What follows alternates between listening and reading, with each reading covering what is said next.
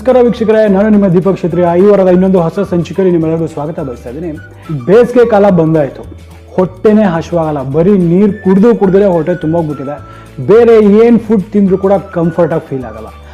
So ಈ ಒಂದು ಬೇಸಿಗೆಯಲ್ಲಿ ಅಮೃತ ಅಂತಲೇ ಹೇಳ್ಬೋದು. ಸೊ ಅದು ಬಂದ್ಬಿಟ್ಟು ಈ ಒಂದು ಮೊಸರನ್ನ. ಈ ಒಂದು ಬೇಸಿಗೆ ಕಾಲದಲ್ಲಿ ಎಷ್ಟು ಒಳ್ಳೆ ವರ ಅಂತ ಹೇಳಿದ್ರೆ ತಪ್ಪಾಗೋದಿಲ್ಲ. ಕಾರಣ ಏನಂತ ಹೇಳಿದ್ರೆ, ಬಾಡಿ ಟೆಂಪ್ರೇಚರ್ನ ತುಂಬಾ ರೆಗ್ಯುಲೇಟ್ ಮಾಡುತ್ತೆ, ನಮ್ಮ ಬಾಡಿನ ಕೂಲಾಗಿರೋದಕ್ಕೆ ಹೆಲ್ಪ್ ಮಾಡುತ್ತೆ. ಹಾಗೆ ಈ ಒಂದು ಬೇಸಿಗೆ ಸಂದರ್ಭದಲ್ಲಿ ನಮ್ಮ ಆರೋಗ್ಯ ಕೂಡ ತುಂಬ ಒಳ್ಳೆಯದು. ಈ ಒಂದು ಮೊಸರನ್ನ ಯಾವ ರೀತಿ ಮಾಡ್ಕೋಬೇಕು, ಮನೇಲೆಲ್ಲರೂ ಮಾಡ್ತೀರ ಮೊಸರನ್ನ, ಬಟ್ ಇದು ಸ್ವಲ್ಪ ಡಿಫ್ರೆಂಟ್. ಬಾಯಲ್ಲಿ ಇಟ್ಟಿದ ತಕ್ಷಣ ಬೆಣ್ಣೆ ಕರಗ್ದಂಗೆ ಕರ್ಗೋಗ್ಬಿಡುತ್ತೆ. ಒಂದು ಒಳ್ಳೆ ಕ್ರೀಮಿ ಟೆಕ್ಸ್ಚರ್ ಇರುತ್ತೆ, ಅಷ್ಟು ಬ್ಯೂಟಿಫುಲ್ ಆಗಿರುತ್ತೆ. ಸೊ ಈ ರೀತಿ ಒಂದು ರೆಸ್ಟೋರೆಂಟ್ ಸ್ಟೈಲ್ನ ಈ ಒಂದು ಮೊಸರನ್ನ ಅಥವಾ ಕರ್ಡ್ ರೈಸ್ ಯಾವ ರೀತಿ ಮಾಡಬೇಕು ಅಂತ ನೋಡೋಣ.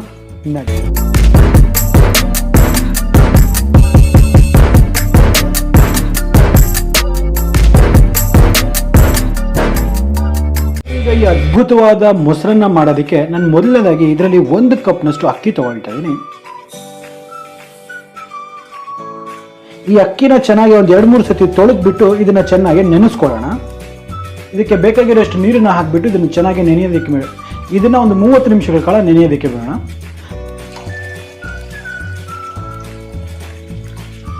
ಇಲ್ಲಿ ಒಂದು ಕುಕ್ಕರ್ನ ಬಿಸಿ ಮಾಡಕ್ಕೆ ಇಟ್ಟಿದ್ದೀನಿ. ಈಗ ಈ ಕುಕ್ಕರಲ್ಲಿ ನಾವು ನೆನೆಸಿರ್ತಕ್ಕಂಥ ಈ ಅಕ್ಕಿಯನ್ನು ಹಾಕೊಳ್ಳೋಣ. ನೋಡಿ, ನಾನು ಈ ಕಪ್ಪಲ್ಲಿ 1 ಕಪ್ ರೈಸನ್ನು ತಗೊಂಡಿದ್ದೆ. ಸೊ ಹಾಗಾಗಿ ಇದರಲ್ಲಿ 3 ಕಪ್ನಷ್ಟು ನೀರನ್ನು ಹಾಕಬೇಕು.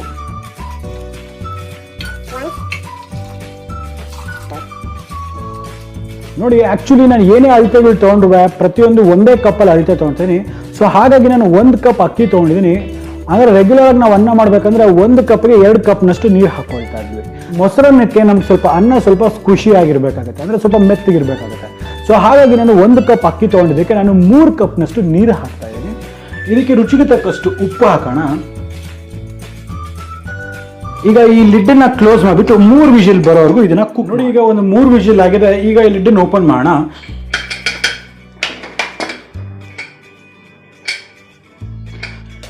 ನೋಡಿ, ಇಲ್ಲಿ ಅನ್ನ ಎಲ್ಲ ಚೆನ್ನಾಗಿ ಬೆಂದಿದೆ. ಸೊ ಇವಾಗ ಏನು ಮಾಡಬೇಕಾಗುತ್ತೆ, ನಾವು ಇದನ್ನ ಮ್ಯಾಶ್ ಮಾಡ್ಕೋಬೇಕಾಗುತ್ತೆ. ಸ್ವಲ್ಪ ಈ ಥರ ಒಂದು ಆಲೂ ಮ್ಯಾಶರ್ನ ತಗೊಂಡು ನಾನು ಈ ಅನ್ನನ ಸ್ವಲ್ಪ ಚೆನ್ನಾಗಿ ಮ್ಯಾಶ್ ಮಾಡ್ಕೊಳ್ತಾ ಇದ್ದೀನಿ.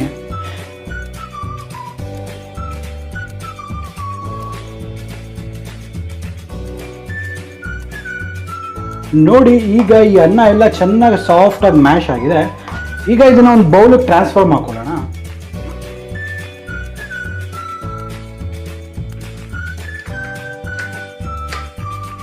ಇದಕ್ಕೆ ನಾನು 1 ಕಪ್ನಷ್ಟು ಹಾಲನ್ನು ಹಾಕೊಳ್ತೇನೆ.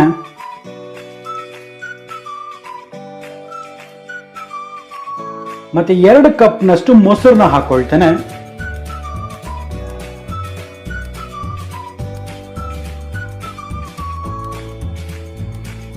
ಎಲ್ಲ ಒಂದೇ ಕಪ್ಪಿನ ಮೆಜರ್ಮೆಂಟ್ ಅಲ್ಲಿ ನಾನು ಹಾಕ್ತೇನೆ. 2 ಕಪ್ನಷ್ಟು ಮೊಸರು ಮತ್ತೆ 1 ಕಪ್ನಷ್ಟು ಹಾಲನ್ನು ಹಾಕೊಳ್ತಾ ಇದ್ದೀನಿ. ಹಾಲು ಏನಕ್ಕೆ ಯೂಸ್ ಮಾಡ್ತಿದೀವಿ ನಾವು ಇದರಲ್ಲಿ ಅಂತ ಹೇಳಿದ್ರೆ, ಈ ಹಾಲು ಹಾಕೋದ್ರಿಂದ ಏನಾಗುತ್ತೆ, ಈ ಹಾಲನ್ನ ಹಾಕಿದ ನಂತರ ಈ ಒಂದು ಮೊಸರನ್ನ ನಾವು ಹೊರಗಡೆ ಸ್ವಲ್ಪ ಜಾಸ್ತಿ ಹೊತ್ತು ಇಟ್ಟರು ಕೂಡ ಅನ್ನ ಹುಳಿ ಬರೋದಿಲ್ಲ. ಹುಳಿ ಬರಬಾರ್ದು, ಒಂದೊಳ್ಳೆ ಬ್ಯೂಟಿಫುಲ್ ಕಲರ್ ಮತ್ತೆ ಒಂದೊಳ್ಳೆ ಟೇಸ್ಟ್ ಬರಬೇಕು ಅನ್ನೋ ಒಂದು ಕಾರಣಕ್ಕೆ 1 ಕಪ್ನಷ್ಟು ನಾನು ಹಾಲನ್ನ ಯೂಸ್ ಮಾಡ್ತಾ ಇದ್ದೀನಿ. ಇದನ್ನ ಚೆನ್ನಾಗಿ ಈಗ ಒಂದ್ಸತಿ ಮಿಕ್ಸ್ ಮಾಡೋಣ.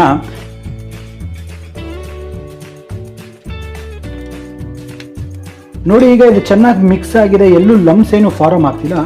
ಈಗ ಇದನ್ನ ಫ್ರಿಡ್ಜ್ ಅಲ್ಲಿ ಒಂದು 30 ನಿಮಿಷದ ಕಾಲ ತಣ್ಣಗಾಗ್ಲಿಕ್ಕೆ ಬಿಡೋಣ. ನೋಡಿ, ನಾನು ಇಲ್ಲೊಂದು ಪ್ಯಾನ್ ಬಿಸಿ ಮಾಡಕ್ಕೆ ಇಟ್ಟಿದ್ದೀನಿ. ಇದರಲ್ಲಿ ಒಂದು 2 ಟೇಬಲ್ ಸ್ಪೂನ್ ಅಷ್ಟು ಎಣ್ಣೆ ಹಾಕೊಳ್ಳೋಣ.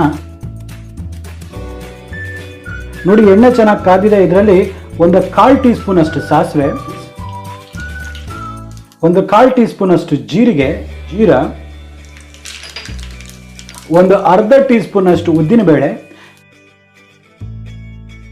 2 ಹಸಿಮೆಣಸಿನಕಾಯಿ, ಒಂದು 1/4 ಇಂಚಷ್ಟು ತುರಿದಿರ್ತಕ್ಕಂಥ ಶುಂಠಿ, 2 ಕೆಂಪು ಮೆಣಸಿನಕಾಯಿ,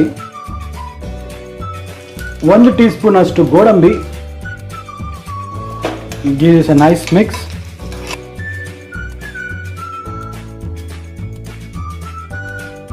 ಸ್ವಲ್ಪ ಕರಿಬೇವಿನ ಸೊಪ್ಪು,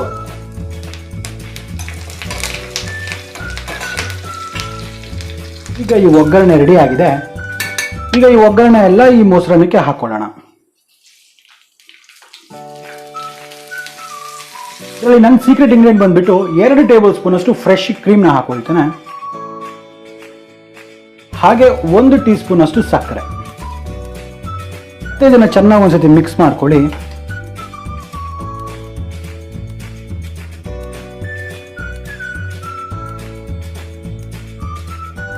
ನಿಮಗೆ ಸ್ವಲ್ಪ ಉಪ್ಪು ಬೇಕಂದ್ರೆ ಈ ಸಂದರ್ಭದಲ್ಲಿ ನೀವು ಉಪ್ಪನ್ನ ಅಡ್ಜಸ್ಟ್ ಮಾಡ್ಕೋಬಹುದು.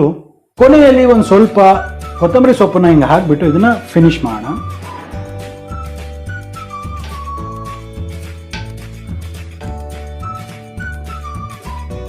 ನೋಡಿ, ಈಗ ಎಷ್ಟು ರುಚಿಯಾಗಿರ್ತಕ್ಕಂಥ ಮತ್ತು ಹೆಲ್ತಿಯಸ್ಟ್ ರೆಸಿಪಿ ಈ ಒಂದು ಮೊಸರನ್ನ ರೆಡಿ ಆಗಿದೆ. ನೋಡ್ತಿದ್ದೀರಲ್ಲ ಎಷ್ಟು ಅದ್ಭುತವಾಗಿ ಕಾಣಿಸ್ತದೆ ಅಂದ್ಬಿಟ್ಟು.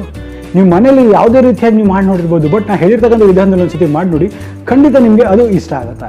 ಒಂದು ಮೋಸ್ಟ್ ಇಂಪಾರ್ಟೆಂಟ್ ಸೂಚನೆ ಏನು ಅಂತ ಹೇಳಿದ್ರೆ, ಯಾವುದೇ ಕಾರಣಕ್ಕೂ ಇದನ್ನು ಬಿಸಿ ಬಿಸಿ ತಿನ್ನಕ್ಕೆ ಹೋಗ್ಬೇಡಿ. ಇದನ್ನು ಆದಷ್ಟು ತಣ್ಣಗೆ ಮಾಡಿ ಅಥವಾ ಚಿಲ್ ಮಾಡಿ ಇದನ್ನು ತಿನ್ನಿ. ಇದ್ರ ಟೇಸ್ಟ್ ಇನ್ನೂ ಡಬಲ್ ಆಗುತ್ತೆ. ಇನ್ನೂ ಒಂದು ಒಳ್ಳೆ ಟಿಪ್ ಬೇಕಾ?